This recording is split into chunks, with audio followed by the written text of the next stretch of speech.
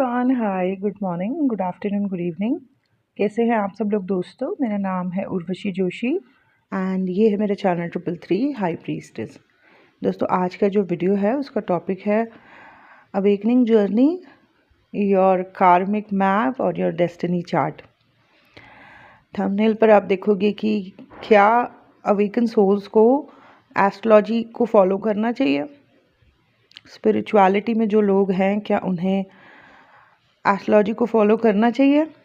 इसको लेके मेरा ये वीडियो है। एस्ट्रोलॉजी जो है एक साइंस है, एक विद्या है ना।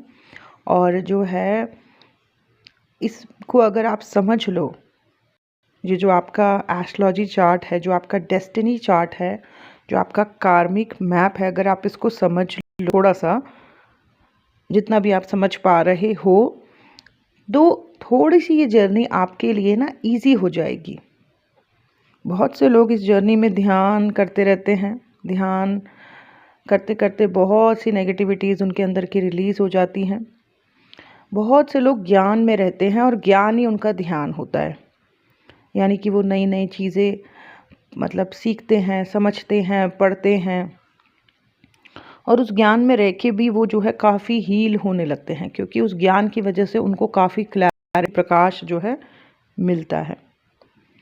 बहुत सारे ढोंगी जो हैं वो, मैं बड़े बड़े गुरुओं की बात नहीं कर रही हूँ यहाँ पे, मैं जो YouTube पे फैली हुई है एक आतंक स्पिरिचुअलिटी और ट्विन फ्लेम जर्नी के नाम पे, मैं वहाँ की बात कर रही हूँ। तो बहुत से लोग आपको ऐसे मिलेंगे जो कि आपको समझाएंगे कि नहीं, एस्ट्रोलॉजी को भी फॉलो मत करो, आप तो स्पिरिचुअल जर्नी में हो। लेकिन फिर ये हिपोक्रेट लोग आपको अपने कोर्सेज बेचेंगे या फिर अपनी जो इनकी टैरो या चैनलिंग्स वगैरह है वो देखने के लिए इंसिस्ट करेंगे, अपनी तरफ खींच के और बांध के आपको रखेंगे। ठीक है, स्पिरिचुअल जर्नी में बेसिकली व्यक्ति जो है अगर सही प्रैक्टिसेस में है, ज्ञान में है, ध्यान में है, पॉजिटिव प्रैक्टिसेस में है, तो वो व्यक्ति बहुत हाई वाइब्रेशनल होने लगता है। उससे ये होता है कि उस हाई वाइब्रेशन में अगर उसके ग्रह भी कमज़ोर हैं तो वो ग्रह भी उसके ऊपर कोई नेगेटिव इफ़ेक्ट नहीं डालते हैं। ये जो लोग बोलते हैं राहु, केतु और शनि के बारे में, प्लैनेट्स के बारे में, कि ये नेगेटिव इफ़ेक्ट दे रहे हैं उनकी ज़िंदगी में, इन ग्रहों की वजह से जो है भूचाल मचा हुआ है, अप एंड डाउन्स चल रहे हैं, मेंटली स्ट्रेस हो रखा है, जीवन काम नहीं बन रहे हैं, शादियां नहीं हो रही हैं इनकी, कुछ नहीं हो रहा है। ये ऐसे ही नहीं हो रहा है। हर किसी को राहु ऐसे दुखी नहीं करता, हर किसी के लिए शनि ऐसे कुप्रभाव नहीं देता है, हर कोई ऐसे नहीं तड़प रहा होता है। ये तो उनके खुद के पूर्व जन्म के कर्म हैं, जो खुद के पूर्व जन्म के बिगड़े हुए कर्म हैं, उसी की वजह से उनको जब ये दशाएं आती हैं, महादशा आती है, अंतरदशा आती है, तब वो तड़पने लग जाते हैं। उन्हीं के पूर्व जन्म के बुरे कर्म जो हैं उनके ऊपर हावी हो रहे होते हैं। प्लैनेट्स को मज़ा नहीं आ रहा कि आओ हम इसको दुखी करते हैं और इसको खुश करते हैं, ऐसे नहीं होता। ठीक है, तो अगर कोई भी व्यक्ति राहु, केतु, शनि या कोई भी उसका प्लैनेट चल रहा है और वो परेशान है, तो वो इसलिए परेशान है या उसके जीवन में दुख इसलिए है या उसकी शादी इसलिए नहीं हो रही है क्योंकि अभी उसने कुछ लेसन लर्न नहीं किया है, कुछ चीज़ें हैं जो उसने नहीं समझी है, इसीलिए यूनिवर्स उसको वो चीज़ नहीं दे रहा है। जब वो इस चीज़ के काबिल हो जाएगा वो चीज़ उसे प्राप्त हो जाएगी। जिस चीज़ के लिए वो तड़प रहा है पर्सन, चाहे वो शादी है, पैसा है, पोजीशन है, अभी वो उस चीज़ के लायक नहीं हुआ है, इसीलिए यूनिवर्स उसको वो चीज़ प्रदान नहीं कर रहा है। ओके, ये जो राहु केतु शनि को लेके लोग बहुत कुछ बोलते हैं, इसी राहु के कई लोग बिल्कुल बर्बाद, तबाह हो जाते हैं, कुछ नहीं बनता, बिल्कुल दर दर भटकते रहना, परेशान। और इसी राहु शनि की महादशा में कई जो हैं न जाने क्या क्या नहीं हासिल कर लेते हैं, नेम, फेम, पैसा, न जाने क्या क्या। तो वो सब कर्मों के हिसाब से चल रहा है।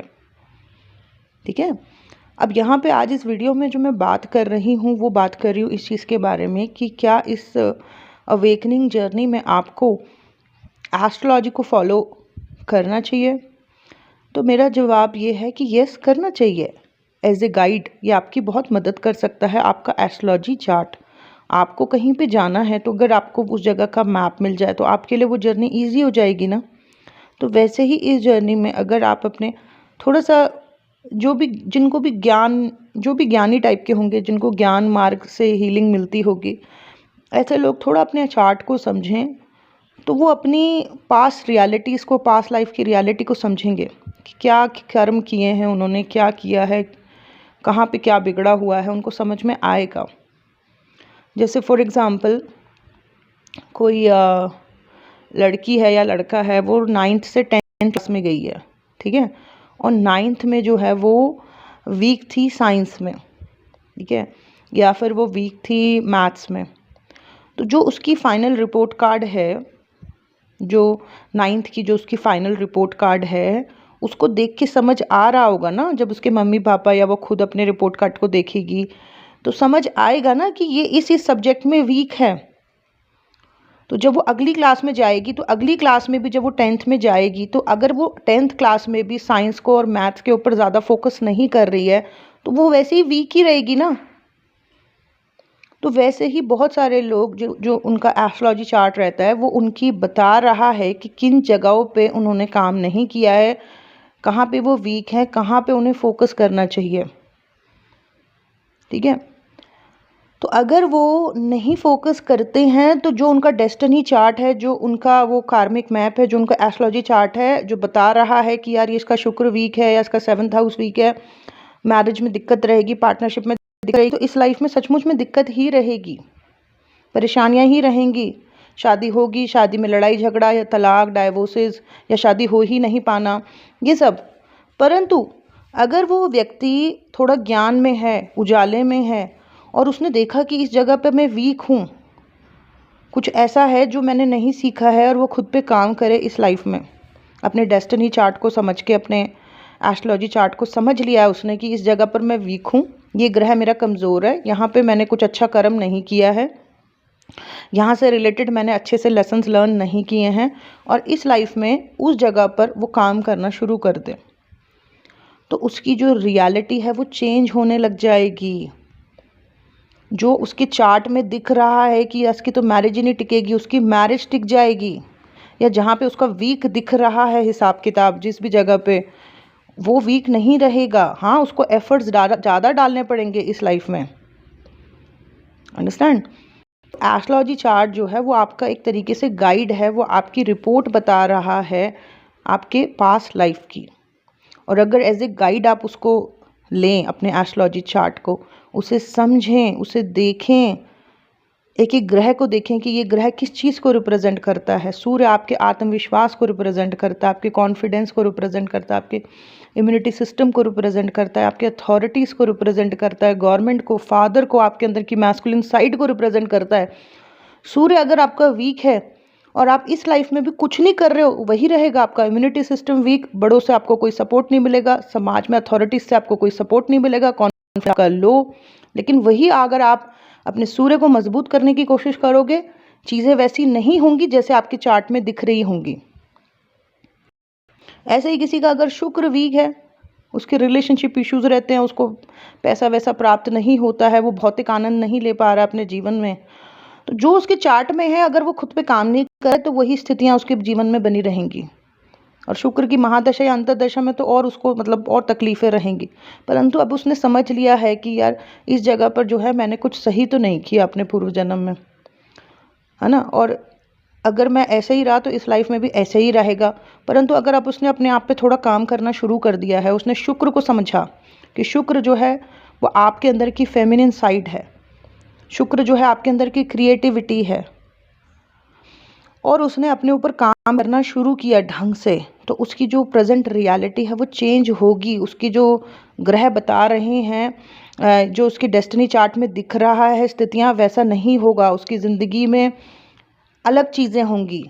वो अपनी जो रियलिटी है उसको खुद पॉजिटिव क्रिएट कर सकता है, समझे।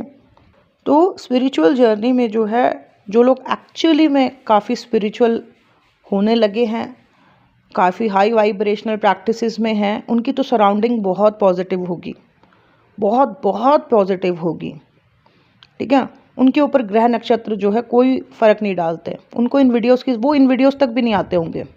मेरे से लिख के मतलब ले लो आप, वो ऐसे वीडियोस किसी भी तरीके की चैनल टैरो ये सब देखते ही नहीं होंगे, वो उनका कुछ अलग ही जीवन होगा। परंतु जो भी लोग अभी नए नए अवेकन हुए हैं उनको फंसाने वाले बहुत मिलेंगे, बहुत ज़्यादा। 4D में जब आप आते हो बहुत लोग आपको फंसाने वाले मिलते हैं, बहुत उल्टी सीधी सिखाते हैं, और अब बंदा बड़ा सेंसिटिव भी हुआ रहता है, फंस भी जाता है वो उन लोगों में।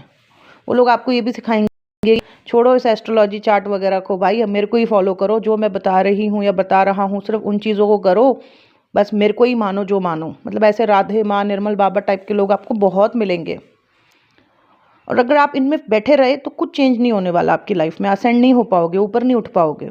इन सब से हटे, इन सब टुच्चे मुच्चों से आपको हटना है, सिर्फ अपने आप को मेंटली स्ट्रॉन्ग करना है, और जो है अपनी सोल से कनेक्ट करना है। सारे जवाब आपको अंदर से मिलेंगे, ठीक है।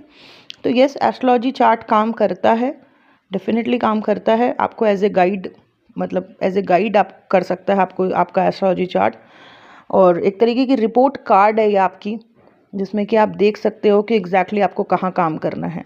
ये जो मैंने एग्जांपल दिया थोड़ी देर पहले कि 9th अगर आपने स्टैंडर्ड पास किया है और वहाँ पे आप साइंस और मैथ्स में बहुत वीक हो, तो 10th में भी अगर आपने काम नहीं किया ढंग से, खुद के ऊपर फोकस नहीं किया, तो क्या होगा, वीक ही रहोगे ना फिर उस सब्जेक्ट में।